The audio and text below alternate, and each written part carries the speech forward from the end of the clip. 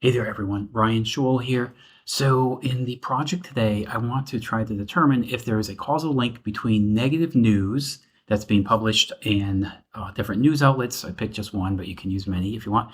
And does it have an impact or does it cause a stock price to depreciate? Okay, so is there a causal link, like a cause and effect? If something happens, if X happens, does Y happen? That's what we're going to try to determine today. Okay, so stick with it to the end. I think this is super interesting. And I learned quite a few new things doing this research. It's not what I thought, and I think you'll be kind of surprised too. So, yeah, I would encourage you to watch it to the end. So basically, we can analyze negative news articles and try to determine subsequent stock price movements. Is the news positive? Yes or no. I'm kind of focusing on negative news. I don't think positive news really drives stock prices. Not significantly, not statistically significantly. But negative news, I think, can have an impact on a stock's price, right? If a corporation is going through a big, whatever it is, corruption scandal, or there's a huge misstatement in earnings, the earnings have to be restated or something like that. If it's a big news story and the news picks it up and it's all negative, right? Is that going to drive down the stock price? And this could be interesting for many different reasons, right?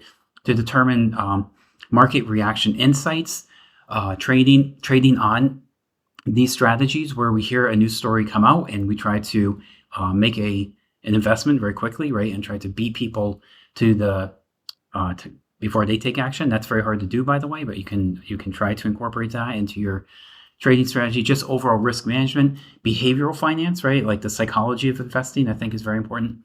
Corporate monitoring, quantitative signal generation. This could be a very lucrative kind of trading strategy if it's done right. Regulatory and compliance monitoring, and just altering data usage. Okay, so how does this news story impact our stock price? So I originally got some news articles from Google News. I originally used Google News, and I had to run the code a few times and debug a couple of things. Then they shut down my number of requests. They said I had too many requests. I think it gets reset after one day. But while I was trying to figure out how to get that working a little bit more efficiently, I found this. This is called News API Client. From what I can tell, it's totally free for 30 days. So I'm going back 30 days in time. So the time duration or the time slice will be 30 days. This should be free. And I've hit this API endpoint multiple times, and I haven't been shut down for throttling the system or the back end or anything. So this might be a more robust way to get your news. The interesting thing I thought was with Google News, you don't need the API key to make the request. With this service, you do. So I have a link to, where'd my mouse go? Oh, there. Okay. I have a link to the source of the data down here at the bottom. And is that even, I have to refresh this thing. Okay, give me a sec here. So refresh the page. Okay, so you can find out where to get the data source from. You can sign up for your own free API key. It's very quick. I think it took me 30 seconds, less than a minute, that's for sure. And again, it's totally free. If you want a paid service, I think it allows you to go back further than 30 days. I think that's the benefit to sign up for that. But I didn't want to pay, and I don't think it's worth it. I'm going to go back 30 days in my analysis. So this is where the data comes from. If you go over here, you can register for a free API key. So you would copy and paste yours in here. I'm not going to rerun this because I can't share my API key. This is personal and confidential, so I can't run this in real time. But trust me, everything works, okay? Go get your own API key. And then, of course, you can change the ticker. I'm looking at Apple. Those are the only things you're going to have to update right there. The API key, you have to get that yourself. 30 days, you can go back less. I think 30 is the free thing that they offer. So I'm going to go collect as much news as I can for free. So I'm going back 30 days in time. That's going to be the beginning, and the end will be as recent as they have. It could be yesterday. It could be today. All right. So run that. You'll get all the news. This is all the news articles printed out, so you can see that displayed here. Okay. So that's pretty interesting. But that's a lot of information to consume. I want to go ahead and use a couple of data science techniques to go ahead and try to analyze this data and distill it down into a more meaningful, digestible format that a human being can look at and quickly make decisions, right? So we're going to use a concept called text blob. I'm going to create 4 lists here. So this is my first list: titles, dates, sentiment polarity score and sentiment subjectivity score. Okay, so polarity is like kind of the how what would you call it?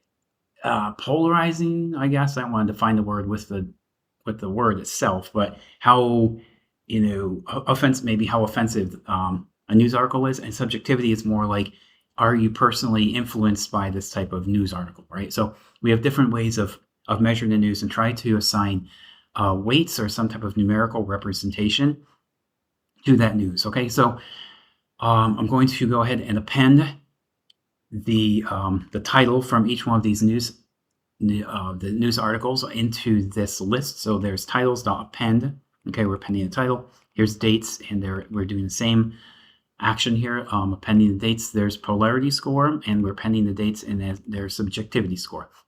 So I'm taking all this information right here, which is kind of convoluted, right, and trying to just structure it into a data frame that has columns and rows, and it's very easy to understand what's going on just by giving it a quick look. And then we're going to go ahead and get historical stock prices and match that up to what we get in here based on the dates. So again, I'm going to give you all the code. You don't have to, take notes in your notebook or whatever. Just try to follow along and try to comprehend what's going on here. And then you'll have this code, and you can copy and paste it and run it line by line in your own Jupyter Notebook environment. Okay, that's the goal here, to share my knowledge, drop this on you, and then you can do you can do whatever you want with the results. Okay, so here we have our structured data frame. We have the date, the title, sentiment polarity, and then sentiment subjectivity. Okay, so now we're going to go ahead and get the same data frame, the same information, but for the stock. So we're going to look at historical stock prices. Okay, and we have two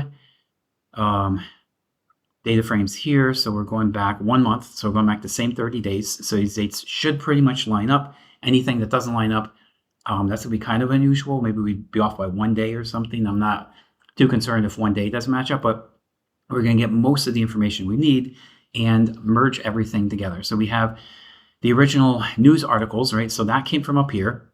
This is DF News, data frame news. So we're merging DF News with stock DF, that's stock data frame, right? And we're going back 1 month in time. We're getting the same ticker, okay? And the ticker comes from over here. This is Apple, right? So if I do search ticker, Control F, you can see how that is used over here to get the news. And search ticker is used right here to download 30 days of stock information. We have the same start and end date, right? So those should align, and then we're doing the merge based on the date. So that's how we line up the stock price with the title of the news article when that came out, and we're doing the left adjoin. So this is the left data frame. So that will kind of drive it, right? So anything that exists in the left data frame, if there's a match in the right data frame, which is the historical stock prices, are going to match up. We could do different matches. We could do a right join. I don't think that makes a lot of sense, because we could have more stock prices than news, and then we'll have some missing information in the news. We want to get all the news, and then whatever matches up for the stock price, right? So we're kind of going to let the news drive how the merge is done. I think that makes the most sense here. And you'll look, this goes back just about 30 days. Right now is June 3rd, 2025. So we're going back 30 days here in time, and it cuts off at yesterday. So today is June 3rd. The last article we had for the news about Apple was literally yesterday. Okay, and you can see the title of the article. Again, the sentiment, polarity, and subjectivity, and the closing stock price. So again, trust me, the code runs fine. Everything is totally working. If you encounter some kind of issue when you try to run it, just post it in the comments and I'll take a look. But as of right now, everything works totally fine. So I'm assigning different labels here, either positive, negative, or neutral, based on the overall polarity of the news article. So if the polarity is greater than 10%, I'm going to say positive. Less than negative 10%, I'm going to say this is a negative article. Otherwise, it's just a neutral article, because we don't know for sure, is this news positive, neutral, or negative right now. Right? We have to determine that. We have to use a little bit of logic here to help us determine that. So I'm capturing that information. That's the sentiment label, and again, merging or appending that into the original data frame. So you can see how this is growing in size. We had this was the original DF News. Then we got the stock prices, right? So we're getting closing stock prices for Apple. and then we're calculating the sentiment label over here, okay? So it's getting pretty interesting. Now we're going to go ahead and group by date and sentiment label and try to understand, like, overall, are a lot of these articles negative? Are they mostly neutral? Are they mostly positive? What's going on here for the past 30 days, okay? So have stock, head, and tail, and then we'll look at the percent change in stock, okay? So if I just look at the static closing stock price, and there is a negative news article, does that tell me anything? It really doesn't. We have to see how the stock price is changing over time, and then see if that matches up with some kind of negative news release. Okay, that's what we're doing here. Okay, so hopefully that makes sense. So it's a little bit of homework we have to do to get to the point where we can do our actual analysis, but it's looking good. So here's, again, going back 30 days. So we have that captured. This was as of yesterday. Today is June 3rd. So we're looking good here. We have the closing price, percent change, negative, neutral, and positive. And just a quick look here. It says that we have a lot of neutral and positive articles. We have one negative article over here, and that's pretty much it. So there's not tons of negative stuff coming out about Apple right now, and that's totally fine. It is what it is, right? But this chart, when you run this code, again, I can't do this because the API thing, the API key. But yeah, when you set up the key, you go back 30 days, pick whatever stock you want, as long as it's listed on New York Stock Exchange. I'm sorry, as long as it's covered by Yahoo Finance. The historical prices come from Yahoo Finance. You can pick anything you want. It could be Apple, that's what we're looking at here, Microsoft, Amazon, IBM, Facebook, I think now it's called Meta. Yeah, so you pick whatever you want. So this chart right here shows you the daily return and the percent change over time. That's what we just calculated. And then the negative news count. So we're getting the count from over here, right? If you look over here, there's one negative article that came out May 6th, okay? And the percent change was actually down, right? So was that actually driven by the negative news? That's what we're trying to determine here, right? So there is some type of negative action here in the news. Those red bars indicate a negative article, and then the stock dips a little bit after that. Here, the stock kind of stays flat and then jumps up quite a bit, right? It jumps up about 6% after the negative news comes out. Here, the news is negative as the stock is dipping, but then bounces right back up a couple of days after that, or one day after that. Then it dips down again, right? Then the negative news comes out, and then the stock goes up. So that's somewhat unusual. But then you have the negative news on May 27th, and then the stock depreciates in price a couple of percent, I think, 2%, okay? So that is good insight, but it's still kind of confusing here, right? So we're looking at, again, daily returns, and the best detection for short-term, these are best for detecting short-term intermediate effects of the news, right? It helps us to identify the specific days with negative news coinciding with sudden price changes or price drops, okay? We're not necessarily looking for a price change up, we're looking for a price change down. And this is really a suitable way to try to understand, are these negative news articles actually impacting the stock price and driving it down? Okay, and we're looking at cumulative returns over time to understand better long-term trends and sentiment momentum. This helps us smooth out noise and give a bigger picture view to the impact of the sentiment in the news, and more useful for investor behavior, basically investor behavior changing over time, strategy backtesting, or fund performance comparison over time. Okay, so that's what we're looking at here.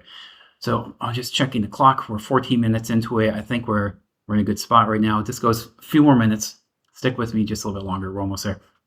So we can use this library here to get a very specific time series analysis of the statistical impact. Okay, so I'll look at this graph. It does give good insight, but is there a statistical impact between the negative news coming out on May 6th, then the stock price drops about 1%, right, bounces back, negative impact stays flat, it's down on the same day that the news comes negative, same thing here, but then right afterwards it shoots up about, I would say it's about 8%, no, 6%, I think that's 6%.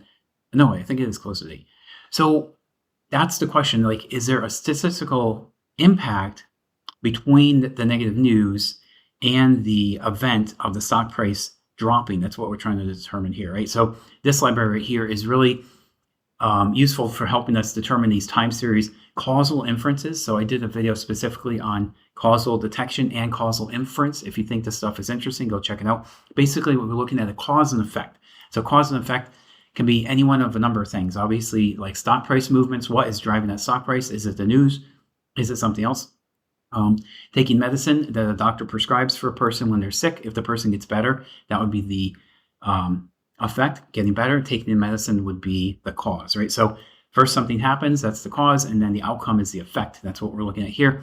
And this type of library really makes it easy to do that type of thing. So there's a lot of stuff going on here. I don't want to overwhelm you or bewilder anybody here, but we look specifically at these p-values, okay? So if all these p-values are 0.05 or less, there is a statistically significant impact between the cause and effect. So the bad news comes out, it drives down the stock price, right? But we're a long ways away from 0.05. These are all not statistically significant, and it's not even close, right? So if these were close to 0, I would say definitely there's statistical influence between the news, negative news, and the stock price being driven down. But in all these cases here, there's no impact whatsoever, right? It's very arbitrary, very random.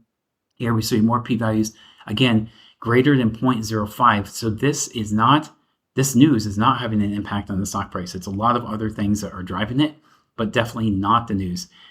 Here, we're looking at lag 1, 2, and 3. So we go back 1 day to see if 1 day negative news has an impact, or is there a lag?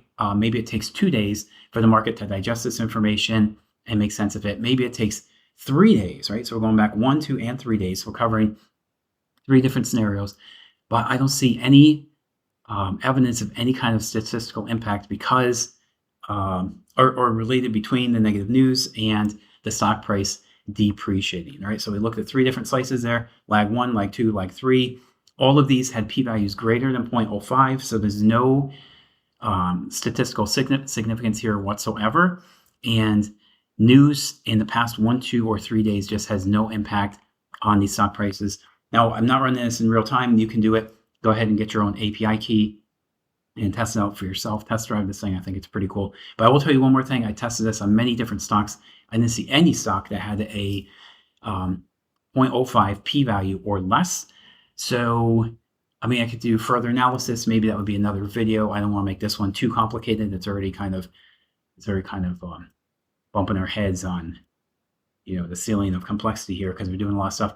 But maybe that would be interesting to see, like which stocks do have lower p-values and thus a statistical relationship between negative news and that is actually driving the stock price.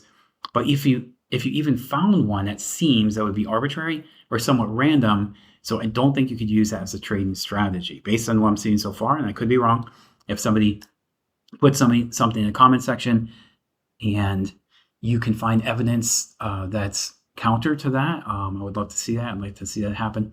But so far, based on this comprehensive analysis I did, there's no relationship between negative news and a stock price depreciating. There's just too many other variables. But also, I'll say in my defense here, I only looked at 30 days of data. Maybe we have to go back longer. Machine learning algorithms love lots and lots of data. So if you go back 1, 2, 3 years, maybe you'll find more relationships. And I'm only looking at 30 days because that's what I get for free. I didn't want to sign up for the service and pay for it. So this could be a limitation of the size of the data. It's only 30 days. It's not huge. There could be a lag mismatch between how the news impacts the stock price over multiple days or intraday. Maybe there's a small bump intraday, but that's going to get very complicated. And I don't think that is really a good investment strategy. That could be much more closer to activities of gambling. I don't think that's a good short-term investment strategy. If bad news comes out and you sell the stock or you go short intraday, I wouldn't recommend that. I think what I was looking for here is like a long-term, consistent and persistent strategy to make money on a pretty with a high degree of confidence. That's what I'm trying to say, with a high degree of confidence, and I don't see any evidence of that whatsoever. And headline limitations could be another consequence of why we're not getting a better or smaller p-value. Maybe the headlines are just not impactful enough. Maybe they're not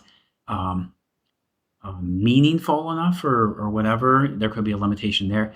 Market absorption or adaptation. Traders are looking at this stuff all day long, guys, and they've got their eyes on this like an eagle, right? Like an eagle hunting for a trout. Like if there is some negative activities occurring, a trader somewhere, I guarantee, is going to spot this, and they're going to trade on it like that much faster than you and I can get to it.